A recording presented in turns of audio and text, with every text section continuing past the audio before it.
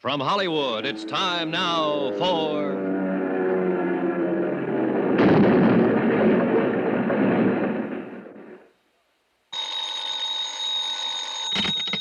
Johnny Dollar. Pete Codley, Johnny. Guaranteed transport. Oh, hiya, Pete. Seen the papers? No, I just got up. Why? What's happened? Air crash, for one thing. Air crash? Where? Mexico. Flight 6, Aztec Caribbean line, Mexico City to Havana. Crashed in the mountains 10 minutes after takeoff. 7 passengers and a crew of 3. Survivors? The way it sounds, none. Oh, tough. How do you come into it, Pete? We underwrite a company that handles flight insurance down there. 3 of the passengers bought policies at the airport. We're stuck for $75,000. This is a nice time of the year in Mexico, Johnny. What do you want me to do? Find out why it crashed? No, I know why it crashed. Somebody meant for it to. What do you mean? That plane blew up in midair. I'll get you a reservation.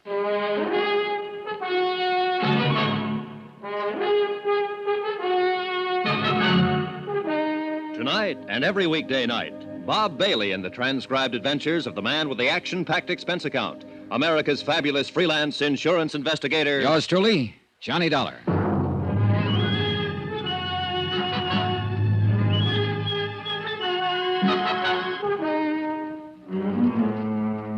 Expense account submitted by Special Investigator Johnny Dollar to the Home Office Guaranteed Transport Insurance Company, Hartford, Connecticut.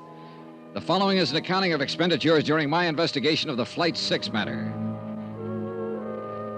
Item 1, $173.20, airline fare and incidentals, Hartford, Connecticut to Mexico City.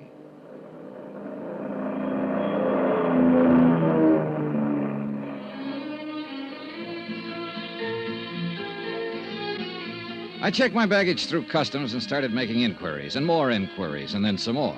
And after the 14th Quien Sabe, maybe is better you ask him, I found the office I was looking for. Or at least I thought I'd found it.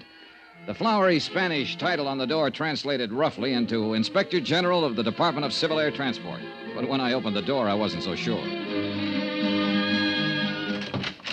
Come in, Jack. Make yourself to home. Oh, I'm sorry. I was looking for You found him. That's me. Don't let the big words on the door fool you. I'm all there is. There ain't no more. So come in. Shut the door. All right, thanks. Is your name Dollar? That's right, Johnny Dollar. Macklin here. Macklin. One-time mongrel from the south side of Chicago. I got a wire from your office. Said you'd be in on Pan Am Flight 12. Pull up a chair and squat, will you? All right. Or what were you expecting? Spanish grandee with a white silk shirt, a black silk tie, and a second cousin on the cabinet? Well, maybe. At least I wasn't figuring on a Southside Mick with a 17th century desk and a cotton sweatshirt. Well, now, here's what little dope we've got on the crash. Most of it you probably know already. I left on 20-minute notice. All I've seen is one newspaper item. I can use a lot more. Well, you won't get much more out of that report. We got a crew over at the wreckage around 2 hours ago. Survivors? No, he didn't have a chance. That crate is scattered over 10 acres of mountainside. Didn't catch fire, though, so we might turn up something or other. Oh, I got a good man in charge up there, Juno Romero. You'll meet him later. I'm sending another jeep up there in a few minutes, and you can go along if you want. Thanks, I will. My company figures sabotage. Any chance they're wrong? Could it have been accidental? Equipment failure, personnel failure, something like that? Well, if I thought so, I'd be up there at the wreck myself. That'd be my kind of job. But this one's different. You know, it's detective work, your kind of job. And Gino Romero's. Now, he talks as soft as a girl out of finishing school. Looks a little like one, in fact. But underneath it, he's as sharp as a tack and tougher than an old boot full of nails. What actually happened when the plane went down? All I've heard is that it blew up in midair. That's right. Well, a few Indians were the only ones who saw it. They were burning charcoal up on a slope at about 9,000 feet. They were watching the plane circle, gaining altitude. Then one big flash, the tail blew off. Pilot didn't have a chance. He rode it straight into the side of the mountain. The tail? That sounds like the baggage compartment. That's the way I figure it. An explosive of some kind, a time bomb smuggled on board before the takeoff.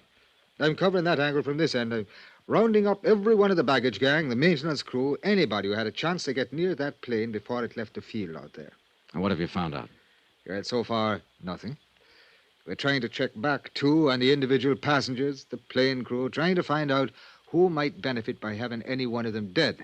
Well, I guess that'll be your angle, too. Yeah, at least as far as insurance is concerned. Well, there were 3 flight policies issued, and the names are in the reports here somewhere. Yeah, I know. I've got them. The Home Office gave them to me, along with the names of the beneficiaries. I haven't talked to any of them yet. I figured that you know how to go about it better than I would. Now, there's another possible insurance angle, and that's the cargo. Do you know if there was anything valuable on board? Worth destroying for the insurance, you mean? No, it was done by somebody who deliberately set out to kill one of the 10 people on board that plane. And who didn't mind killing 9 others to get that one. It was premeditated, cold-blooded. Now, you get him, Johnny. Get him for me, and then just leave me alone with him for about... Come in. One of you is Senor McLean, Inspector General de Departamento Yes, Civil. that's me. What can I do for you, Jack? They will not give to me any information, Senor McLean. Not the police, nor the airline office, nor Who anyone. are you, and what information do you want? I am Ramon de Lagos, Senor, and I am here... De Lagos? Wait a minute. That's the name of one of the... Yes. Look, are you related to Maria de Lagos? My wife. She was on the plane. Now tell me, please, what news do you have? Have you reached the scene of the crash? Yes, we have. 2 hours ago. And what did you... Is there any chance... I'm sorry, there were no survivors. No. Oh, no. I'm sorry, Senor de Lagos. It is too terrible. I didn't know you were here in the city, or I'd have let you know right away. I sent word to your office in Havana. I have been here for 6 weeks. Maria came for a visit only a few days ago. Now... I know, it's a rough deal. I'm sorry. Oh, this is Johnny Dollar from the States. Senor. How do you do, sir? He's here to investigate the cause of this thing. What is the use, Senor? It will not return life to the dead. No, but I don't like to see a murderer get away with it. A murderer? Then the rumors are true. The plane was destroyed deliberately. It is hard to believe that anyone would... Senor McLean, what arrangements are being made? The bodies will be brought down to the Federal District Hospital, and I'll see that you're notified. Gracias, Senor. No, let's see. I believe your wife's brother, Don Serrano, is staying at the Hotel Regis. Yes, he is, but I am at the Monte Casino. Don Serrano and I are not friendly. I see. All right, Senor, then I'll contact you at the Monte Casino as soon as I have word. You are very kind. And again, I'm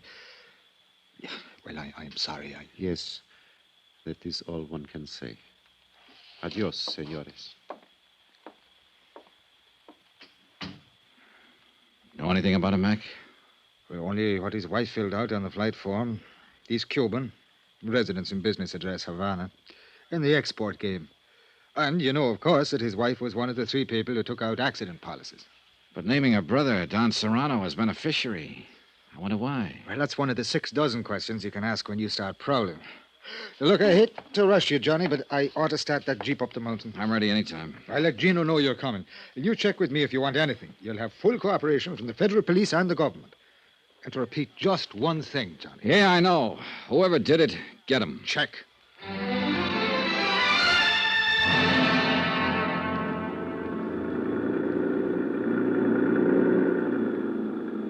The Jeep driver was a young Mexican boy who'd been brought up in the best and wildest chauffeuring traditions of the capital. He knew only one way to drive, with both accelerator and horn wide open. Since most of the other drivers were playing the same game, it was a sheer miracle that we ever got through the narrow streets of the city and finally reached the open valley. Maybe the colored postcard pasted on the dashboard, a picture of the Virgin of Guadalupe, had something to do with it. We finally left the last cart road and bumped along a narrow woodcutter's trail, cleared and widened enough now so that we could drive into the crash area and miss the 1.5-mile walk the first rescue party had been forced to take. For some reason, only a small part of the wreckage had caught fire and burned, and the rest was strewn piecemeal along a great raw gash through the trees and brush. Men in uniforms of the Mexican Army searched through the tragic debris, lifting, sorting, and collecting. And nearby, a silent group of Indians were watching, with the age-old sadness in their eyes. You are Senor Dollar, no? Yes. Gino Romero, senor. Oh, glad to know you, Gino. It's a terrible thing, no? Yeah. Any ideas yet? Not of importance, but it's certain nowadays. It was caused by one explosion which has occurred in the baggage compartimento. Véngase. Come on. We have found many pieces which can be identified, can be known which part of the plane they are in before the crash. I see. Toward the front, these pieces are more large, but in the back, near the tail, they are very little. Here, you look. These are pieces of the baggage, muy pequeño, very tiny. Oh, yeah. The crash itself wouldn't have done this. It had to be an explosion. Seguro. And look, it's burnt a little, each one of these pieces, but these more big ones from the seats of the plane, they are not burned. Here, you smell these ones. Hmm? Yeah, I see what you mean. Either dynamite or nitroglycerin. Was dynamite. We have found little tiny pieces of red paper from the wrappings on the sticks. Was dynamite. Any idea how much? How big a charge? One of the soldados, Pascual, who have used much explosive, is think maybe 30 or 40 pounds. Light enough to be put on board in a piece of luggage. It's going to be tough, Gino. Plenty tough to. They're bringing out the bodies. The Indians set up a low, wailing dirge, and one of them tapped softly on a native drum. A wordless terror before the ancient mystery, death. One by one, the bodies passed us, borne by the silent soldiers. Madre de Dios, may they find peace. Then, for the first time, I noticed the girl, standing alone some distance away, watching without expression as the stretchers passed her. She was young, blonde, and beautiful. Not conventionally so, but beautiful as a young animal is beautiful. And she looked very much out of place. You are observing the señorita, no? What's she doing up here? ¿Quién sabe? She's strange, that one. Always she's look for danger. She's what you say, the daredevil. But it's like she always have the charm. Death has never find her. So perhaps she has come here to look on his face. Do you know who she is? Pues sí. She's American. Her name is Marvel Terrence. Marvel Terrence.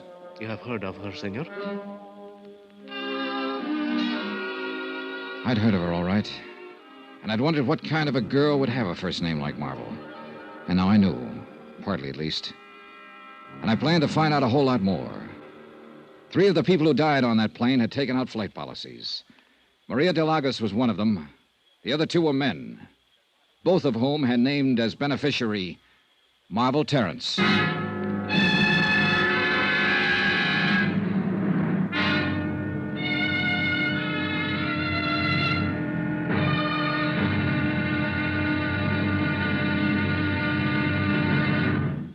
Now, here's our star to tell you about tomorrow's intriguing episode of this week's story. Tomorrow, a fighting girl and a lucky break. And then murder cancels the score. Join us, won't you? Yours truly, Johnny Dollar.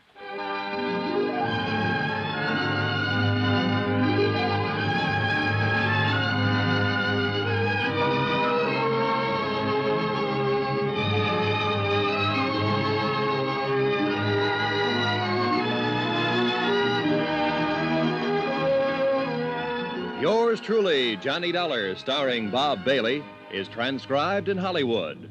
Written by Les Crutchfield, it is produced and directed by Jack Johnstone. Be sure to join us tomorrow night, same time and station, for the next exciting episode of Yours truly, Johnny Dollar.